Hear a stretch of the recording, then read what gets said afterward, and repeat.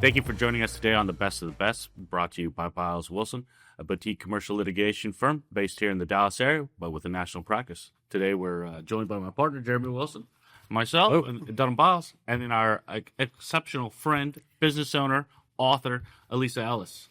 Thank you for joining us. Thanks for having me. You bet.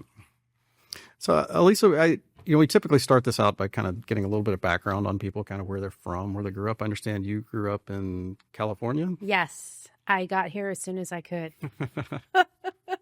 Whereabouts in California?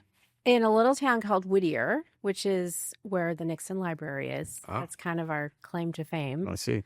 And then I left as soon as I could. I went to UCLA, and then I ended up living in LA for most of my life. Okay. Why don't you tell our audience a little bit about what it is you do now? Now, okay, so I say what HR can't. I'm a wardrobe stylist. My business is Turnkey Style, and I go into companies who have team members who are potentially not showing up the way they want them to. Okay. And they struggle with having the conversation. It's awkward, right? Yeah. If no one wants to say you look awful or you look terrible, right? And so this is really an opportunity, I think, to show that you care about the employee or team member and you really want to help them grow with the company. So I turn a challenging conversation into a leadership conversation. There's got to be some good stories then you can tell us about certain things that have gone on at companies. Yes. You wouldn't believe, but one of the biggest discussions at a variety of size companies is whether or not sneakers are appropriate attire or not, and what kind of sneakers, and if they're clean or they've looked like they're run over, or they're your gardening sneakers. Gardening sneakers aren't permitted? Yeah. Frowned upon? Huh. There's conversations about sweatshirts and what a dress for your day policy looks like, because depending on the department, everybody dresses differently. And we as humans, we choose the lowest common denominator. Mm-hmm. 5 years ago, you could walk into any firm, company, and there was a clear culture. Mm-hmm. People knew what to wear. Now, it's kind of wonky. It's very gray. It depends on, is it Friday? Is it Monday? Monday through Wednesday, we wear this, but Thursdays and Fridays, it's okay to wear this. And then there's actually a whole generation, I'm going to say, there's this gap where there's kids who went straight from college into working remotely. They missed a step, right? It's a soft skill. They missed the step where you go into an office, you see people, how they're dressed, what the culture is. They went straight to working from home behind a camera in their computer. And now they're being asked to come into the office and they don't know what that looks like. And it looks very different. So, and people of I'm going to say my generation, older generation, well, they should know, but they don't know. Mm. I would wonder if that's, do you see that it's mostly that people just don't know how to dress if they're a problem, or is it a resistance to actually trying? I think it's a little of both, but most people, if you just tell them, they're so grateful to you. A couple of years ago, I saw this poll on X. It was for staffers. This is what you wear when we're in session. This is what you wear when we're not in session. This is what you wear when certain Congress people are in office. There was a very clear hierarchy of what you wear. About half of the responses were horrified. How can you tell somebody what to wear? Mm-hmm. And the other half were, this is great. This makes it so much easier for me because now I know what to, it was very clear that there's a lot of people who, if you just tell them, they will happily show up and be like, you know what? Thank you so much for letting me know. Yeah. And they'll respond to that and they appreciate it. There's a small percentage that will be like, who cares? Yeah. But then okay, maybe you're not the right fit for our company. Well, I've heard you talk about your approach before. It's being more one of promoting the kind of empowerment that you can get through elevating your dress rather than a shaming or a shunning approach. Right. Can you talk a little bit about that? Yes. I think a lot of people are scared of fashion or style because they think it means they have to be trendy or know what goes together. Mm-hmm. But really, I believe if you show up authentically on brand and with confidence, it can be a game changer in your business, right? If you feel comfortable in suits because they're custom and they fit your body perfectly, that's what you wear. Years ago, I had some woman tell me if I wanted to be a speaker, I had to wear a sheath dress, nylons, and 3-inch heels. Well, that's not what I wear on a regular basis, right? That's not comfortable for me, and I'm not going to show up. When you wear something you're comfortable and confident in, you literally stand taller, your shoulders go back. I call it the power suit. Yeah. Power outfit, whatever it is, versus when you wear something you're not comfortable in, you're doing the futz dance, right? You're constantly shifting. You're not. As lawyers, you walk into a courtroom, you need to be comfortable, confident, and you need to be showing up that way. So that's what it's really about, is how do you find clothes that fit your life and your lifestyle, whether you want to go golf on Friday and then go into the office later, or you're comfortable wearing a suit Monday through Friday, or maybe you have kids, so you need something that's stretchy and more comfortable. But when you show up that way in a more professional environment with confidence, you're going to get more done, have better collaboration, and better sales. So you said something interesting there. You said brand. So what did you mean by brand? How does one brand themselves in regard to their attire? Sure. That looks different for everybody. Sure. But I love color because I think it's really important to stand out, right? I always ask when I give presentations, who here wants to stand out? And nobody's hand goes up. Okay, now who here wants to be remembered when there's a new project to lead, a new team leadership position, a promotion, a raise? Well, everybody's hand goes up. Sure. Yeah, of course. Okay, well, creating a brand is so that you can show up and be remembered and unforgettable all the time, even if you work in a corporate environment, right? You want to be top of mind. So I know gentlemen who wear cowboy boots or have fun socks. I love glasses. I struggle to read something, so I have about 13 pairs of these reading glasses, all different colors. Yeah. But your brain never sleeps. From the time you leave your house in the morning, grab coffee, walk your dog, take your kids, you could run into a potential client in, the classroom setting or on the golf course, whatever that looks like. And so your brand is how you're showing up consistently. It's not just your LinkedIn profile or your corporate headshot. And that could be the colors you wear, glasses, jewelry, hats, ties. I knew a gentleman who he used to turn up his sleeves on his dress shirts and they had a custom pattern on the sleeve. Everybody knew they knew that's what he wore. They wanted to see what color it was. Something as simple as just, it's a conversation starter. What are you wearing? That looks great. Where did you get that? Whatever it is. And sometimes those conversations and connections lead to other prospects, friendships, business, whatever you want to call it. Sure. That's interesting. I hadn't considered that from the icebreaker standpoint, but that's also another reason. Right. If you're an introvert and you struggle going into a big meeting and you're wearing something that's a little different, that gives people an opening to connect with you. Like I worked with this woman, she had a whole collection of jewelry from her parents. She's from India, very different, but beautiful. She had it in a box. I'm like, why aren't you wearing that? Well, it's, I'm like, no, let's pull that out. And I showed her how to wear it with her pieces. And suddenly when she goes to networking events and whatnot, it gives people an opening. Oh, that's beautiful. I love that. Where did you get it? And then that starts a conversation versus people not knowing what to say or how to say it or, what do I talk about with them? It's simple. So I want to talk a little nuts and bolts, if you don't mind, for a second, which is just imagine there's some companies out there listening to this right now and go, oh my goodness, I have an attire problem going on here. Right. And they contact you. What is it that you come in and you sit down with a group of people, you do how does this really work when you're coming into the company to help them? Sure. Typically, I work with a variety of different industries, but accounting is one of them, law firms, financial, and insurance. What happens is they say, so-and-so or my team isn't showing up appropriately, and HR doesn't want to say anything because our policy is dress for your day. But the challenge is they want to take them out to client-facing meetings so they can grow and learn with the company, right? That's the whole idea of collaborating, but they can't because they're mortified. These people aren't showing up appropriately. So I go in and I typically do group exercises or presentations, and I talk about, okay, here's why it's important to show up authentically on brand and with confidence. I infuse that presentation with a ton of data and research that actually shows metrics for if you actually dress better, feel better, more confident, you're actually going to be more productive.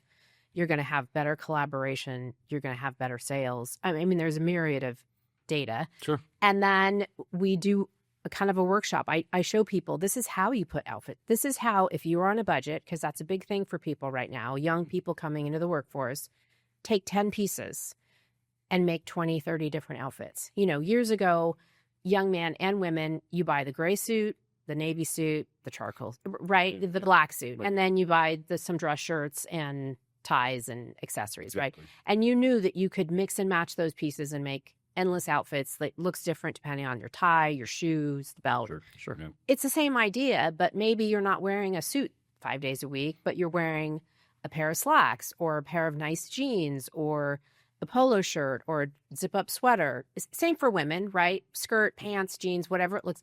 How do you take those 10 pieces on a budget and create a myriad of outfits? Mm-hmm. And that's really one of the biggest questions I get is, how do I create outfits? Because I don't know how to do it. And we all have our zone of genius, right? You're good at what you do, but there's other things that you're not good at. Matching clothes is not one of them, by the way. Okay, but you look very nice, but you outsource those things. Yes. And so that's where I come in, is I help them. And then some companies want one-on-one help. Hey, we're going to promote this person. They don't have the look that we need, or they're not, that we need them to go to all of these meetings. Can you help them put together so we know they're prepared no matter where they go? Sure. And it could be a group of 30. It could be a group of 300. It really depends on the company. Mm-hmm. And sometimes the company says, well, we have these new guidelines and we don't know what to do with them. We don't know how to tell the people. Yeah. And so I help with that. Part of my presentation is customized. So I can say, these are the new guidelines we're going to talk about, and this is what that looks like. Or we're going to allow sneakers, but these are the only kinds of sneakers that we are going to allow, or whatever that looks like. And so I make it something like, hey, this is what we're going to talk about. Everybody's starting from a level playing field, and then this is how we're going to move forward. It's interesting because I had wondered how this works in conjunction with like a dress code or guidelines, Right. I guess maybe as they're calling them. Right. Maybe And- some of this was reluctance to Yes. enforce that or not really knowing how. Well, and they don't know what they are. I've had a company call me and say, this team member, they took a professional photo and their tattoo was showing. Mm. Okay, do you have a dress code policy that says no tattoos? Mhm. Oh, no. Yeah. Okay, do you want one? Or do you just need to say, hey, for this photo opportunity, I don't, right? Like Right. you really need to think about how you want your team showing up. And maybe you want, a polo shirt with your logo on it. So when clients go to when your team members go to those meetings, this is what you're going to wear. I worked for one company, a security firm. They wanted their colors to be gray, brown, and gold. And so moving forward, when you go see a client, you need to be wearing gray, brown, and gold. And you need to wear this pin because that's how people are going to recognize that you're with our firm. Exactly. And it was, okay, this is how we're going to implement it. These are your options that you can choose. When you're implementing these things, you mentioned earlier people going to the lowest common denominator. Do you see that when you see an outlier, I guess on either direction, either the dressing, very Yes. casually and not really caring, do people tend to follow that They or do can. they follow? And then can you get them Right. to change that by getting some Yes. trendsetters? Well, what typically happens is, let's say somebody in administration who doesn't have client-facing meetings will dress down or more casually. And then some newbie walks in and who's actually client-facing. No, there's no onboarding process. So they see the admin who's dressed down and like, oh, okay, I can wear that tomorrow. Yeah. Well, I'm going to wear that. Mm-hmm. And because no one has said, yes, it's dress for your day, but you see clients, so we expect this level from you as opposed to this level. Right. We choose the lowest common denominator. The other thing that I see is, I've actually heard this a lot, people who are dressing up, they might be in sales positions or business development. They come in wearing what they feel confident in. Mm-hmm. And this happens more so with women than with men for some reason. Somebody else in the office will say, where are you going? Mm. You're all dressed up. You're awfully they try and bring it down and make them feel bad but the reality is the person who's not dressed up is clearly feeling left out or not Right. confident or whatever that is. And so the people that I've heard from typically now, it doesn't matter to me what they think. I'm going to wear what I'm going to wear because this is how I know I'm going to perform my best. I see. It's a really interesting business. You have a business what's the name of your business that you do this through? Turnkey Style. Turnkey Style. How did you get into this area? Because this is a really kind of a unique Yes, unique it's business. very unique. So I was in corporate. I was in event planning for 20 plus years. I used to travel quite a bit. My husband traveled as well. And one day I realized I can't do I got stuck in traffic. I had 2 small children. Mm-hmm. I couldn't get home to pick them up from school. And my husband was in Korea. So I'm like, okay, I can't this isn't going to work. I had no babysitter, nothing. And we just moved to a new town. So I quit my corporate job. Really, the thing that I found worked was as a sales rep for a jewelry company. And most of my clients were coaches or speakers. And they wanted these big pieces that would show up on stage, but then they wanted to know how to wear them in their everyday lives. So I would help them on the side. I wouldn't get paid. And then I had a lot of friends who were going through 20+ year divorces, and they had to go back to work, and they didn't know what business casual or business professional was, right? They were suddenly going to work in a law firm or a financial firm, and they're like, I have leggings and ripped jeans. Yeah. Okay, well, that's not going to work in either of those. And so I'd help them put together capsule wardrobes on a budget so that they knew this is what you can wear for 2 weeks, and this is how you can change it up. And my girlfriend one day was like, you know what, you should just do this. Like, you're good at it. Yeah. You should just do this. And he's like, okay. And I took a leap of faith, and I started with closet edits because I really believed that you have to let go of what's not working for you in order to move forward. I mean, people go through all sorts of transitions in life. You are not the same person you were 5 years ago or 2 years ago. Yeah. But we have clothes in our closet typically that are from 10 years ago, right? Like we just were waiting for something to lose weight or whatever it is. So until you let go of those pieces, you're less likely to think, oh, I should get myself a new fill in the blank, because I have that one that's sitting in my closet. So room for the new to come in. Yeah. Right, exactly. In every aspect of our lives, right? You have to let go of things. And then that turned into updating people's look. During the pandemic, I had people who were like, I'm not going to wear a suit 5 days a week, so what do I wear? Yeah.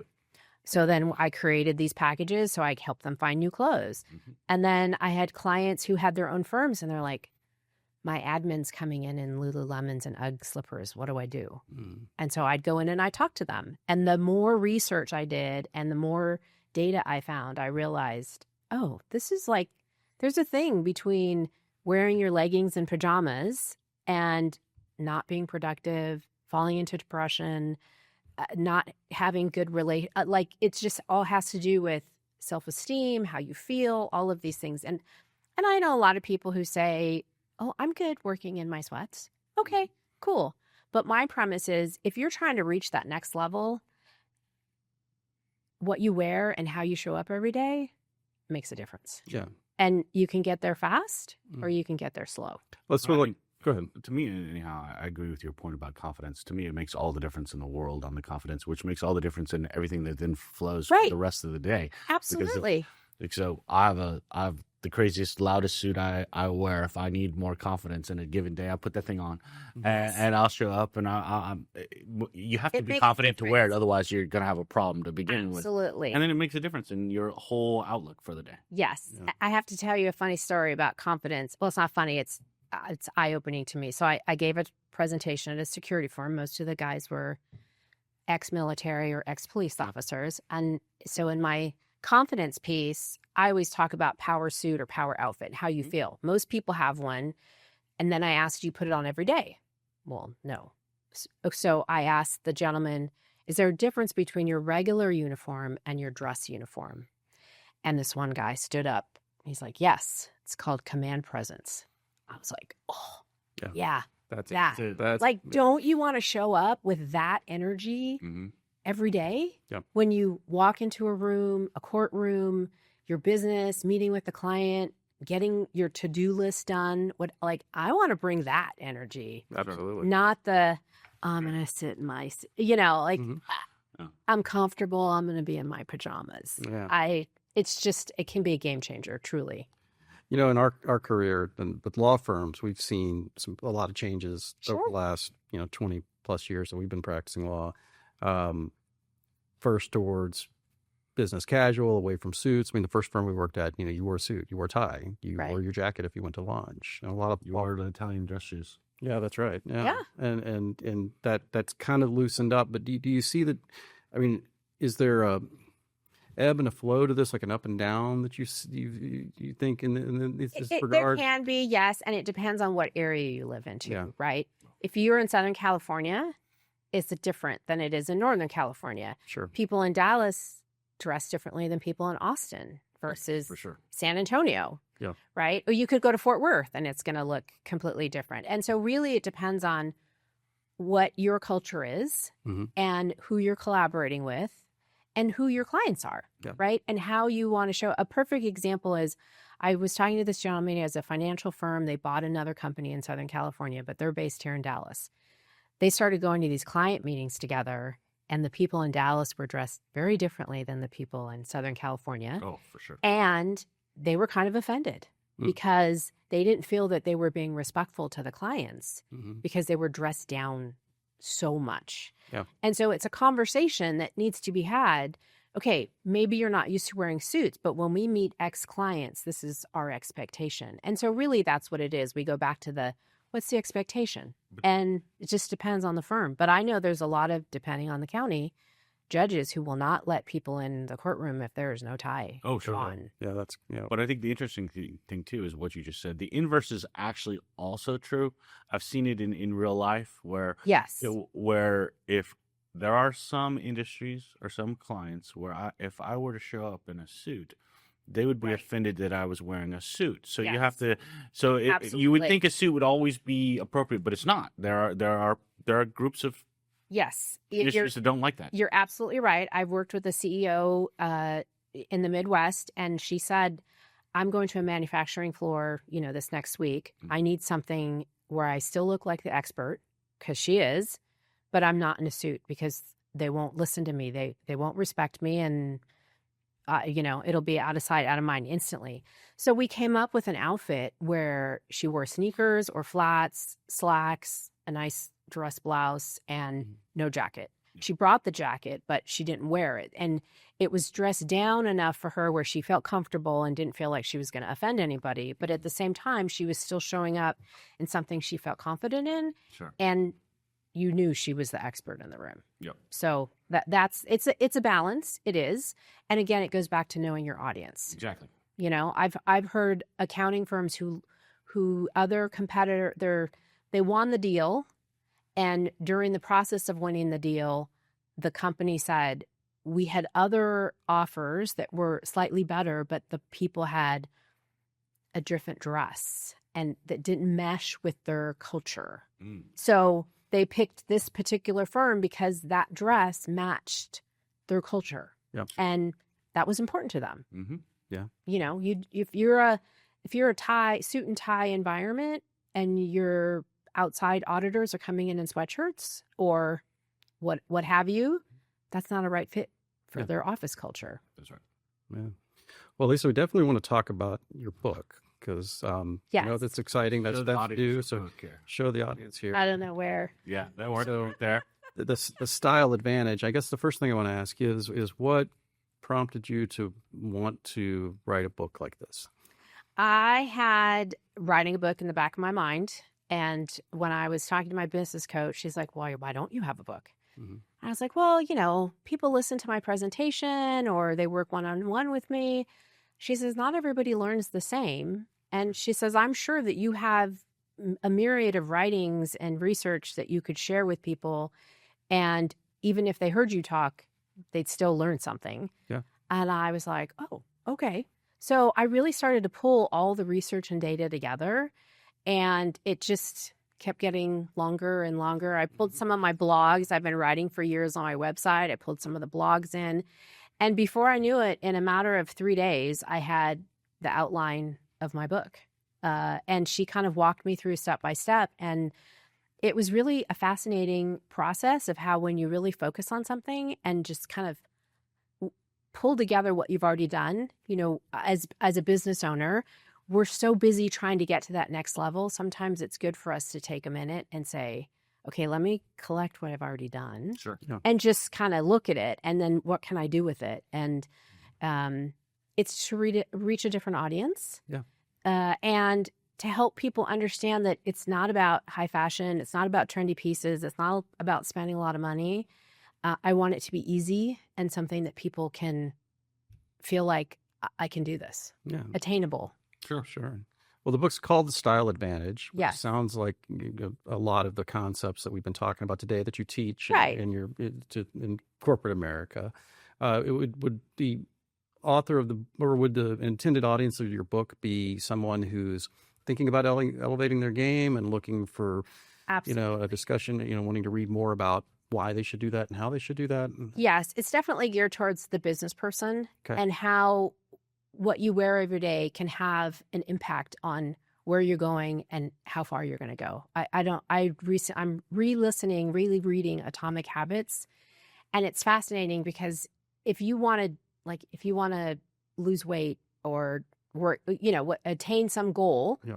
you don't it doesn't happen overnight, right? You have to make small changes every day in order to get from point A to point B. Like, I'm learning how to play golf, so I'm going to have to go every week to learn how to play golf. And eventually I'm going to get better at it. So it's the same idea with clothes and your style. If you want to show up as a leader, you have to start actually showing up as a leader every day. I talked to this woman 2 weeks ago.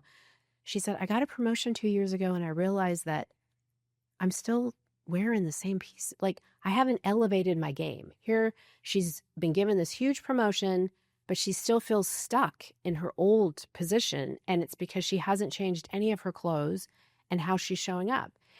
And she's blessed, gifted that she looks really young, which can be a good thing or a bad thing. Sure. And so she recognized that she had to start showing up differently so that people recognized her as the leader that she was. And that's part of it, right? Yeah. We have less than 7 seconds for people to decide if they know, like, trust us. Mm-hmm. Less than 7 seconds. Like, there's statistics that say that 93% of communication is nonverbal. Mm-hmm. That means before you even open your mouth, people have made a decision about you. And so I could argue with people all day, discuss what you wear and how you show up is going to either detract from where you're trying to go and what you're trying to do, or it's going to give you an advantage. Yep. And I believe that it can give you a huge advantage. Walking in here, I had some gentleman that walked by me in the hall and he's like, nice outfit. Yeah. Okay, cool. Like, this is how I'm showing up. But someone I didn't know, a stranger, took time to notice. Yeah. It makes a difference. Absolutely. Yeah. Well, we talked about, clothing is kind of a branding earlier, but another concept I've heard you talk about before, and I think it's related to what you're saying here, is you're able to make a statement before you ever said a word. Like, you walk in and people see you and they already have an impression of you from before you've even spoken to them. Absolutely. You can literally change the energy in the room. Like that suit. You have suits. I've seen amazing suits.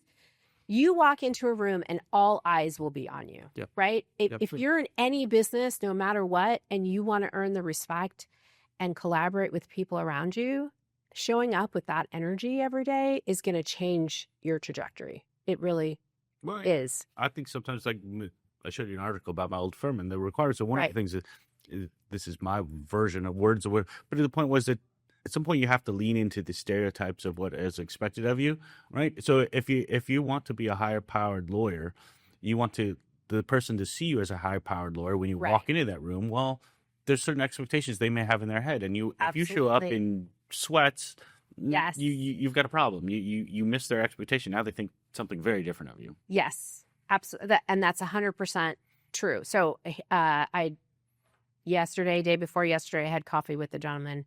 He has a younger daughter who just started working at a law firm, and they've been trying to encourage her to show up professionally. And he asked me what advice, and I said, my first thing would be wear color. Find some way to stand out, right? I get that law firms want you to wear the black, the gray, whatever it is, but find a way to stand out, whether it's shoes, color, because you want to be memorable. You don't want to blend in with everybody else. Mm-hmm. And that your brand never sleeps. And he said, oh, that's interesting, because we went to a tennis tournament and after work, she took off her suit and she had a Budweiser t-shirt on with her jeans. And he said, I didn't really feel like it was appropriate, but she's my daughter. She's young. She's going to do her thing. Sure. Well, then they proceeded to run into her boss, some partners, and other people. And she was having pictures taken. So now she's not just this young girl at a tennis tournament, but she's running into business colleagues wearing something that could or could not be viewed as inappropriate or not professional. And how is your firm going to, and I'm not saying you can't live your life and do your thing, but how you show up in all of your life, going back to your brand, is going to affect the other pieces potentially and the connections that you make. If a gal told me Monday through Friday she wears suits.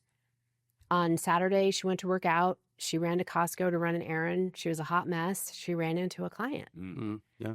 And I get it. I go work out in the morning too, but I don't go to Costco afterwards. And she ran into the client. She said hello because she felt like she had to. Yeah. Client didn't know who she was. Right, because she looked so different from the month. And now she's horrified. Yeah. Because instead of her client thinking of her as this person they see Monday through Friday, she saw this hot mess of, and it goes both ways, men and women, right? Sure. So it's just something you want to think about when you're. I guess you're always making a statement with the way you're. Right. And it just depends on what kind of statement you want to make. Where you're comfortable making that statement. Exactly. Yeah, and I know a lot of people who do business outside of work. Yeah. And so that's why the branding and finding clothes that fit your life and your lifestyle is important. Well, more and more everyone's doing more work kind of outside of the office, Yes. And so our lives have just become more flexible.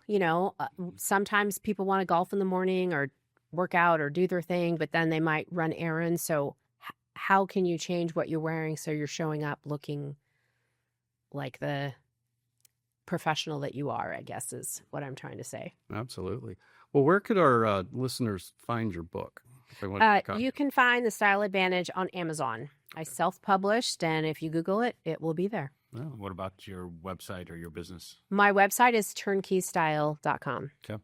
Yeah. And before we go, do you have any closing thoughts, suggestions for people out there, little nuggets that they could take away? I'll give you two. So to get started on letting go of what's not working for you is turn your hanger around every time you wear something. Because after 3 months, even 1 month, you will see what you're wearing and what you're not. Yeah. You're going to probably be repeating the same things. Yep. So it gives you a really easy way to parse out what's not working for you.